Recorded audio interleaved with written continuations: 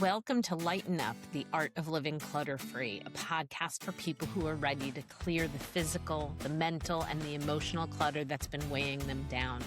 I'm Melanie Cohen, your host, coach, and guide. Each week, we talk about the clutter you can see and the clutter you can't. The stuff in your home, the noise in your head, the expectations, habits, and unmade decisions that quietly drain your energy. This isn't about perfection or minimalism. It's about creating space for what actually matters in this season of your life. Let's lighten up together, starting now.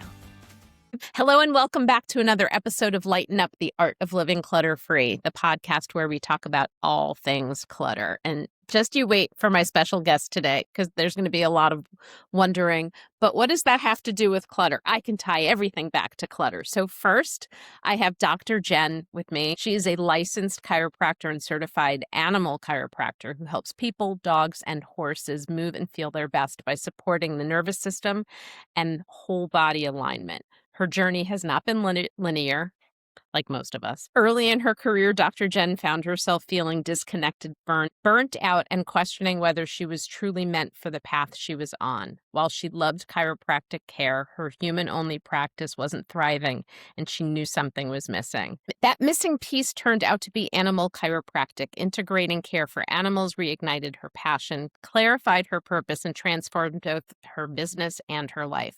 What once felt heavy became aligned. What once felt uncertain became meaningful. Today, Dr. Jen runs a successful hybrid practice and wellness collective rooted in connection, compassion, and community, helping clients and pet parents find hope, mobility, and confidence in their healing journey. Dr. Jen brings a warm, grounded, science-based, and heart-centered voice to every conversation, blending personal experience with practical tools to help others reconnect with their bodies, their purpose, and what truly matters. Dr. Jen, thank you for being here today. Thank you for having me. I'm really excited to be here. Awesome. So I love everything about what you do. So one of the reasons I wanted you here, because what you do is so very unique, but it also makes me think about when I went to the chiropractor for the first time at like 47 years ago. It was different. It was new. It was rare. Like people weren't doing it. I had parents who were very open to a holistic approach to medicine and care. My parents both loved getting their spines aligned. For me, as a competitive athlete, and I was already a competitive athlete at 9, it just made me perform better. I was in less pain, et cetera, et cetera.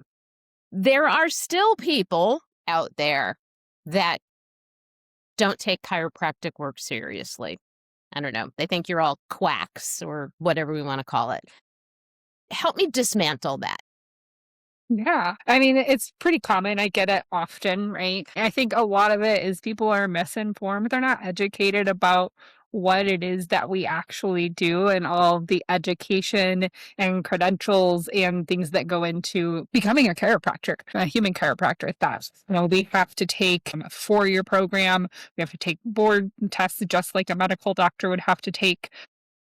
And when you compare our curriculum side by side, it's very similar to the first few years of medical school, but we do have our our curriculum is a little bit heavier on the anatomy, right? Because we have to know the anatomy of the whole body, all the muscles and joints and nerves. So we are really educated. We just have a very different lens on and what we actually do. We believe that the body can heal itself, and we help facilitate that through an adjustment. So I think more of that comes from fear and just not knowing. So that's part of one of the reasons I want to get out here and chat with people like yourself, is so that people can understand and we can kind of debunk what it is that we do.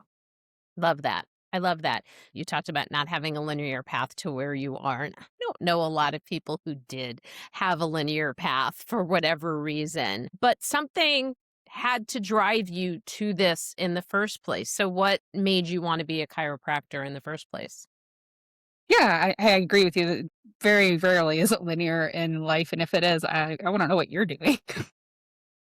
But it also makes for a lot more interesting stories if it's not linear, right? So when I was young, I knew I wanted to do something to help people. If you had asked me when I was a little girl, I probably would have told you veterinarian because I've always loved animals. But then I found out that that's a lot more challenging. It involves putting animals down, which was not something my heart could handle. So I always knew I wanted to help. I was always fascinated with the body and science. So I initially thought I was going to do physical therapy. And because it was more holistic, it kind of aligned with my mindset. I don't like going to the doctor and getting poked and prodded. I don't like taking meds. So I wanted something that kind of aligned on that aspect. And then in college, I was in a car accident with my boyfriend. He got his eighth concussion. And after that concussion, he had debilitating migraines. He couldn't remember what he had for breakfast at lunch that day and couldn't focus. He was really struggling. He went from having a full ride scholarship at CU Boulder in the Navy ROTC program to having to be pulled out of school and moved back to where he was from in Dallas, Texas by his parents because he couldn't function and traditional methods didn't help him. So I kind of saw that journey and his parents decided to take him to a chiropractor, actually a specialist, a chiropractic neurologist, which I'm sure a lot of people don't know exists, but they do additional study to actually work specifically with the brain and the nervous system and help rehabilitate that after things like head injuries. And he actually got his life back. He could remember things, he could focus, and he wasn't having migraines that kept him in bed all day. So, me being along the journey, seeing him go from being, losing his dream, not being able to do anything to getting his life back, I was like, that's what I want to do. That's what I'm meant to do. I love that. No, you make me think of so many things because I have been dealing with dizziness for the last couple of years, and I know it's often one of the symptoms of perimenopause and menopause.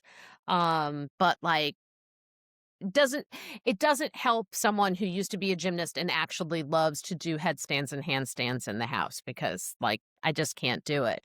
And we did the MRIs, we did the CAT scans. My brain looks great. I had a lot of concussions being a gymnast. There was Hmm. a lot of there was a lot of landing on your head. And I remember being treated or watched for by my mom a couple of times after getting what we assumed was concussion. But I know there were a lot more than that. Now I want to go and find a special chiropractor. Thank you for mentioning that. So, but the pathway to become okay, so already people are crazy about their pets. It just like out of nowhere, I feel like in the last decade or two, like the need for a Louis Vuitton bag, the need for Chanel sweaters for your pets. Okay, you do you. So what that means to me is that people are willing to take, I don't want to say extraordinary measures, but to take different measures in caring for their pets because, they have become a part of the family, which I've always thought. And so I feel like they would almost be more open to things like acupuncture and chiropractic work for pets than some people really are for humans. So Hmm. talk about that path. Talk Yeah. about now doing what you do. Yeah, so that was also not a linear path. So I started in human practice. I'm still in human practice. So I opened my own practice in 2018, but I've been in practice since 2014. I opened middle of 2018, kind of was getting my feet wet, figuring out the whole business owner shtick, and the pandemic happened, which was challenging for all of us. But as a newer business owner in a service-based business that was restricted from being open during the pandemic, that was a major challenge and hurdle to overcome. So I couldn't see patients, so I diligently found out how to keep things afloat, find grants and loans and different things like that. But I felt like I stayed in that mode long after the pandemic had come and gone. I was still in survival mode. I was still just trying to keep my head above water. And 2023 came around and I was feeling burnt out, uninspired. I was ready to leave practice. I was ready to give up business ownership. I thought maybe this isn't for me. I was considering working for another doc or just finding another profession altogether. I didn't know if I could make it work. And I had a breakdown with some friends at coffee one morning, and they encouraged me to talk to a life coach. And I talked to this life coach and we did some work together over a series of months and finally came back to find out what Jen wants, what I like, what my purpose is, what brings me joy, and what I'm meant to do in this world. And we came back to my love for animals. I do love chiropractic. I just hadn't found my niche. And this is a great way to take two of my loves and marry them together into a profession that I love. So I made the decision after that I was going to pursue animal chiropractic. So in 2024, that was my focus. I did an animal chiropractic certification at the chiropractic school I went to in Parker University in Dallas. And it's a 5-month program. You go for a long weekend once a month for 5 months in a row. It's 210 hours, so pretty rigorous. And then it culminates with a certification exam that's similar to a board exam. They don't call it that, but I would say it's just as rigorous. And then launched my business within a business of animal chiropractic in late 2024. And it's been such a joy, and I've grown so much, and I've created a business that I love that has so much passion, that I have so much passion for. And I'm successful. I'm actually turning a profit and considering helping other people do the same thing in animal chiropractic because I love it that much. I love everything about what you just said. I love everything about that. Sometimes it takes time to find our place in the world. And Yes. while it's taking time, it's very frustrating and overwhelming, and we lose patience. But I think if we have faith and we stick it out, the thing is going to happen for sure. So for people who are completely new to this conversation, some of like the minutia, like does pet insurance cover chiropractic work? Take that one. So it depends upon the insurance plan, which is the same thing in the human world. But what I more commonly see is that if you add an additional rider to your policy, like I have pet insurance for my doggos, you can add like a wellness rider or additional benefits, and then you can get things covered there. But pet insurance works very different from traditional health insurance for people. It's you have a policy, pay the vet or whatever professional you go see up front, then you submit everything, the documentation, your bills, and then if And then it's you go like qualified, this. yes, and if it's We go qualified to like pay that. this. Are they going to cover? But Yeah.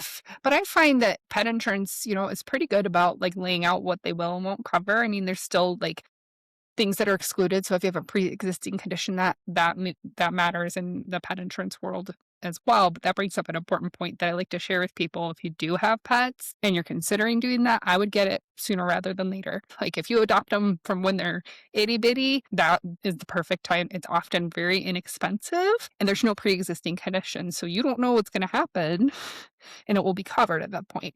Now, if you get them when they're older, senior animals are amazing, but they often come with a medical history. And I was really lucky with my rescue dog. She was a stray. She was picked up at the shelter. She didn't have a medical history. The only medical history she had was some of the teeth she had removed at the shelter and a spay. So there was no pre-existing conditions for her. So really important to do that sooner rather than later. And it can save you a lot of money in the long run. That's helpful for people to hear. When does someone come to you with their pet? Are you recommended by a vet? Do they come and find you on your own? Are there specific issues the pet might be having that they come to you? Yeah, great question. Well, most people in my practice find me on my own. I'm not required to have a veterinary referral in Colorado, which is where I practice.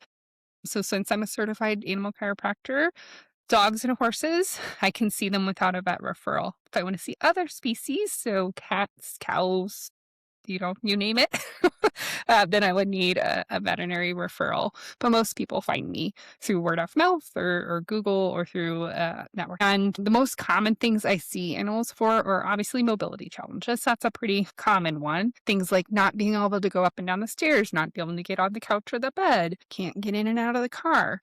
The other thing I like to educate pet parents about is animals can't communicate directly when they're in pain. Right? They can't tell you, "Mom, this hurts." They communicate through behavior, and what they're doing or not doing.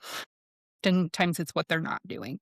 If your dog always jumps up on the bed and is all of a sudden not, that's probably an indicator that something's off. Or if their personality really changes, if they're normally really laid back and patient and, tolerant, and then all of a sudden are really irritable and reactive and grumpy, that's probably because they're in pain. I mean, I get grumpy when I'm in pain, but I can tell people, "Hey, I don't feel good." So they're probably like, "Okay, I know." But my dog can't say it in a language that I understand. So I have to really pay attention to their behavior and their body language to tell me that they're not feeling good. How often do you adjust your dogs?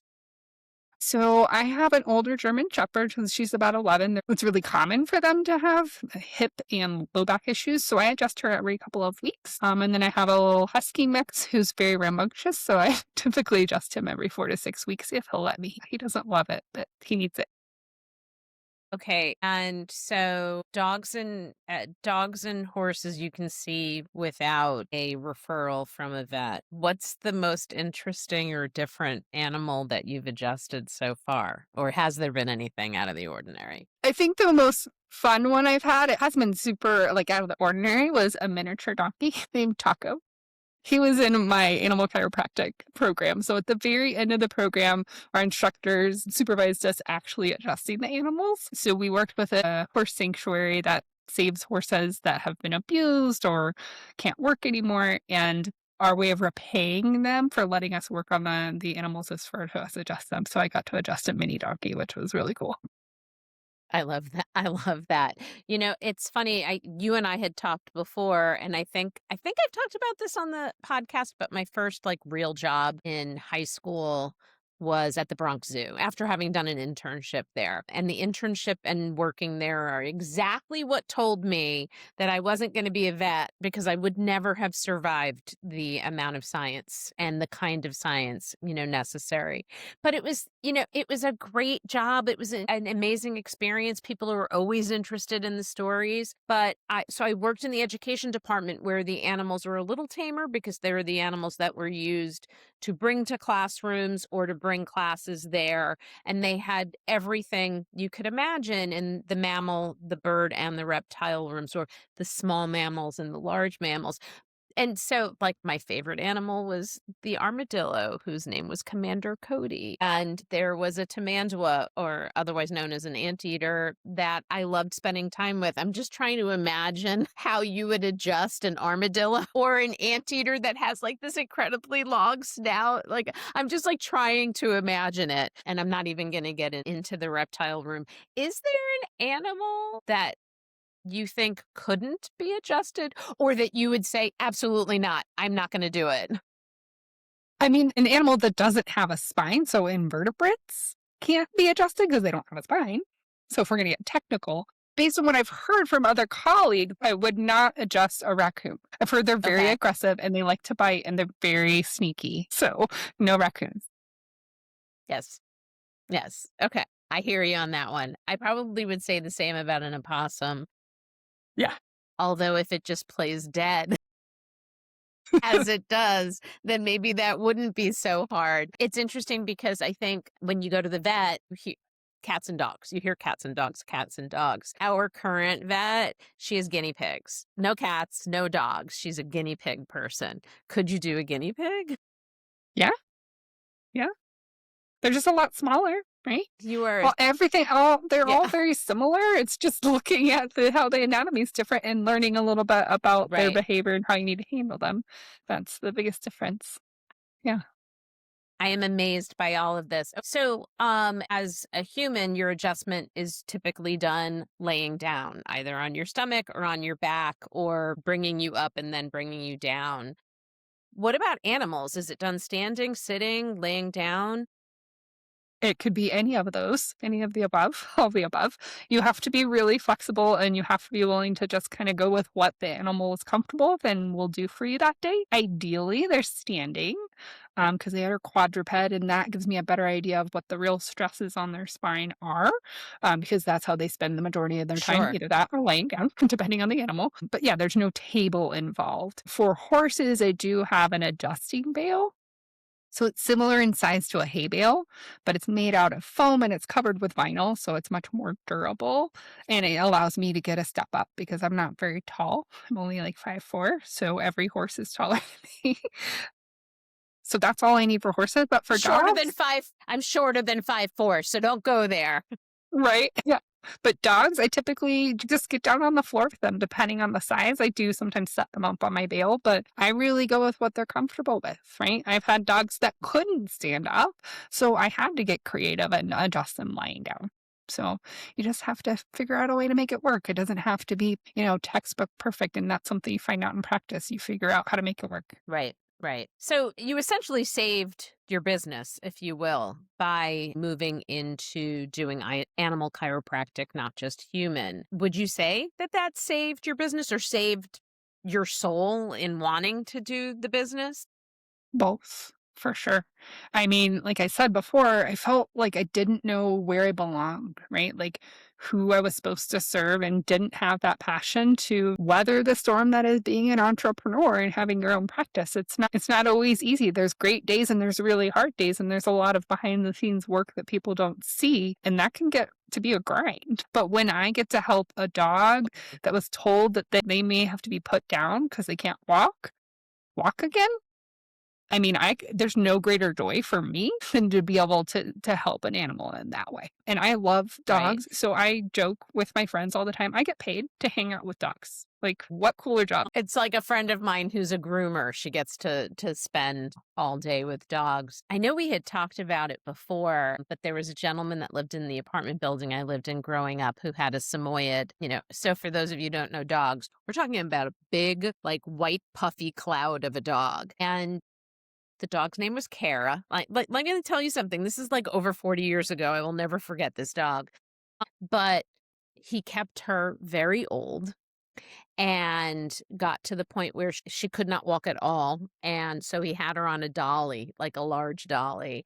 And fortunately, in our apartment building, in addition to like the regular elevator, which fits like 5 people at most, there is also a service elevator that was much larger for like moving people in so you don't have to use the stairs. And that's how Kara left and came back into the building. And I can't help but think maybe it wouldn't have fixed everything, but to have had animal chiropractic 45 years ago, she may have had a better. I don't know that it could have been any longer than it was, but certainly a more comfortable, happier, life leaving her human, whose name I can't remember. Mickey.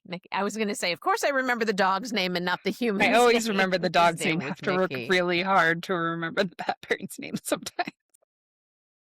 I think that humans are okay with that. Like when you're at the doctor's, like when I had my kids at the doctor's office and they didn't know whether to call me Mrs. Cohen or not, which I do not answer. I do not answer to Mrs. Cohen there, but my name is Melanie, but they don't, pediatricians don't always know that. And the vet doesn't always know what your first name is. So it's always, No. my daughter's Jolie and Shayna's mom.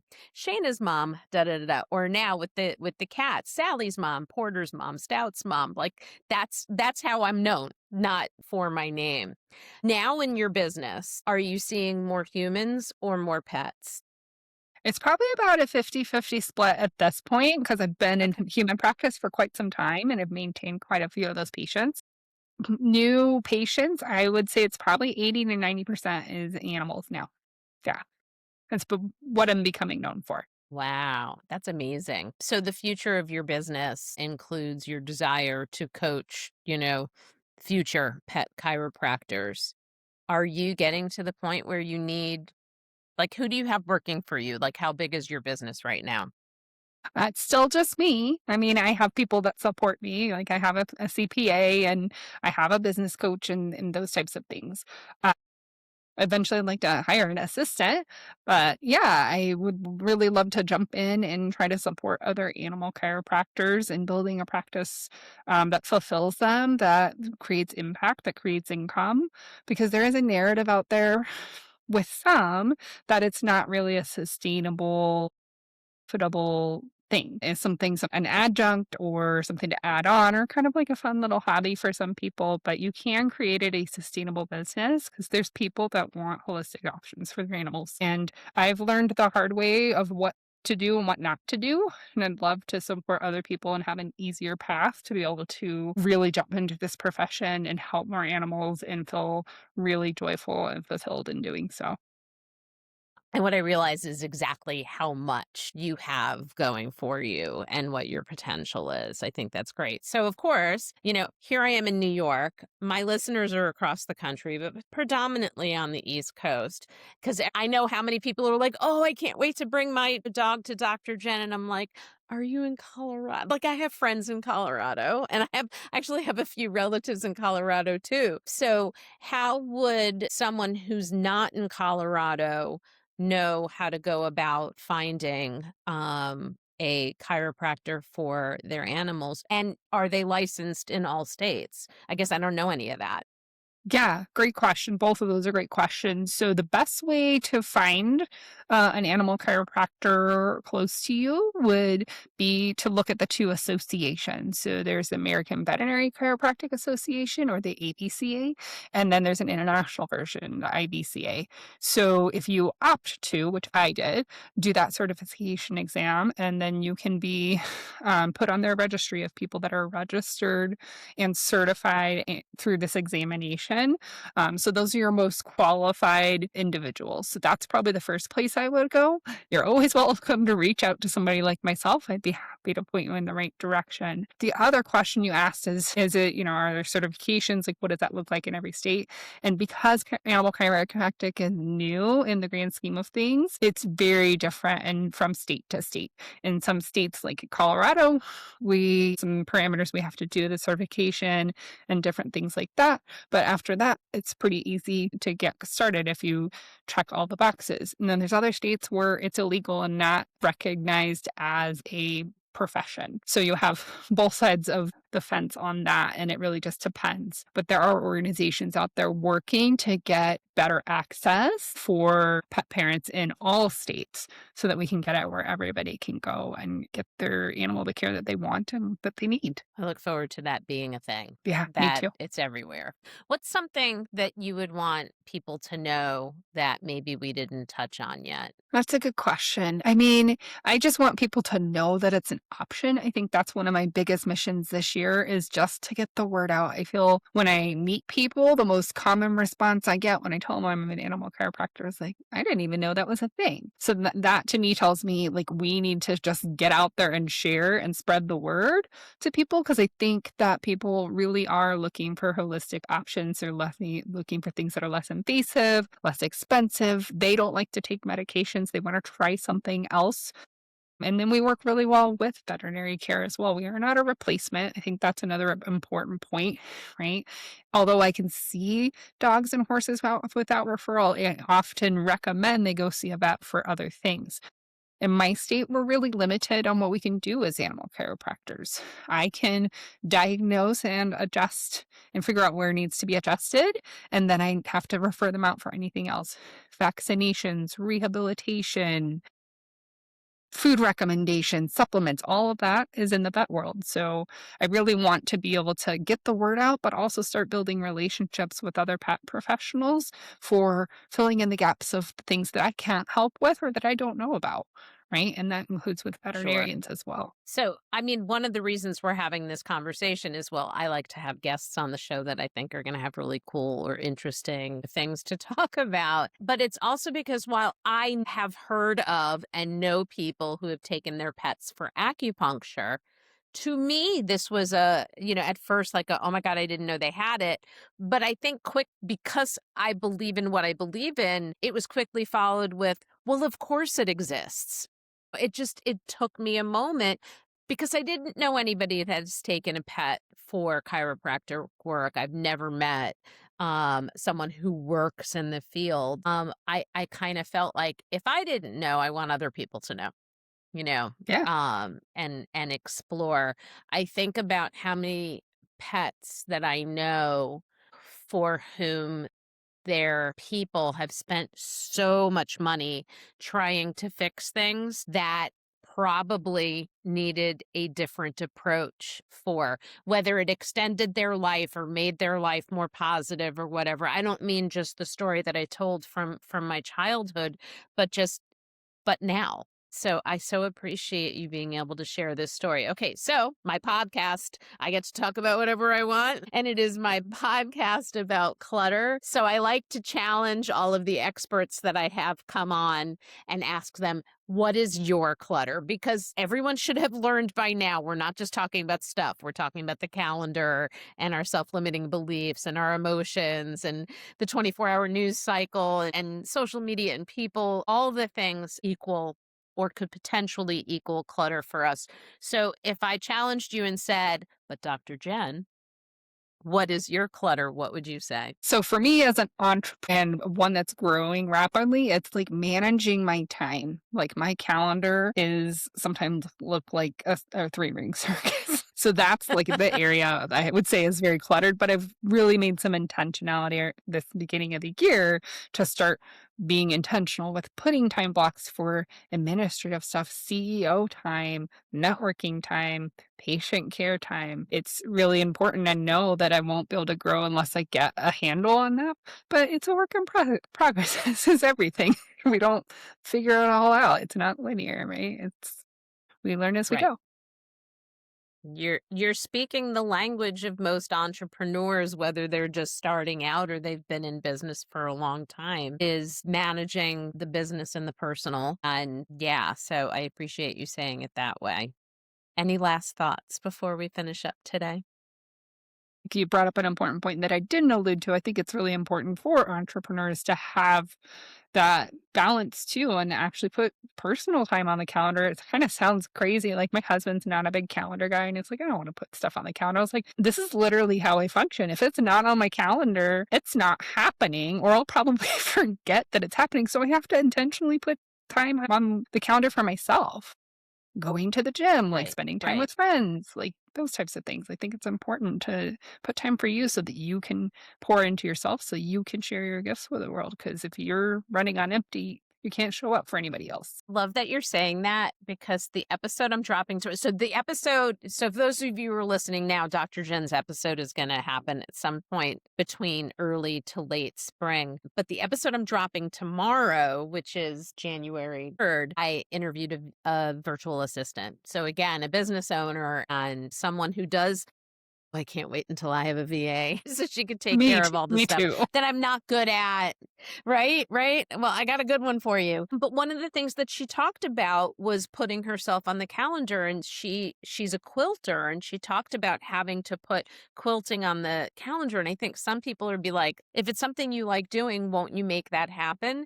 Not necessarily for anybody. And especially for solopreneurs or those of us who work, 100% from home, creating that separation of work and personal can be really hard to do. So I really appreciate that you said that. It's just validation for that conversation that we had. I think yours is going to happen in spring sometime. I also have interviewed someone who's a homesteader and has written books and does a podcast and educates people on goats. So, which I Very cool. realize I didn't ask if you have you said a donkey, but have you ever adjusted a goat? I have not, but I've been given tips because there's people in my circle that have. I got asked, but we didn't get a vet to approve it, so didn't to adjust the goat. One day. So my husband's mother and his late stepfather lived on the Big Island of Hawaii, and they had ranch, and not a working ranch, but they had horses and cows and goats and sheep and donkeys and chickens, and the vet came to them. It's not like they're going to Yeah. pack all the animals up in the truck and go down the road. I feel like I just asked a really stupid question in my head, and it was like, when it comes to horses, of course you have to go to them. They're not bringing the horses to you, or are they? Yes, I do go to them. There are some animal chiropractors that like have a barn or like an arena somewhere that they can adjust and they can have people Okay. trailer to them. Those are practices Mhm. that are very horse focused. So they do that, but I definitely go to them for horses, obviously. And then I offer mobile services for dogs, but also have the opportunity for dogs to come in office to see me as well. But I leave mobile open for those that want the convenience, for dogs that can't get in and out of the car, or for dogs that maybe do better at home because they've had fear and stress at the vet, and we think that they might do better at home. So that's something that I always talk with pet parents about when we go about scheduling an appointment, is figuring out which option is best for them. Well, and this ties so much to what we were just saying before, because if you were only seeing patients in the office, managing the schedule would be a lot easier than making yourself available in your office and having to go out to people. So there was a reason we came Yeah. full circle on this.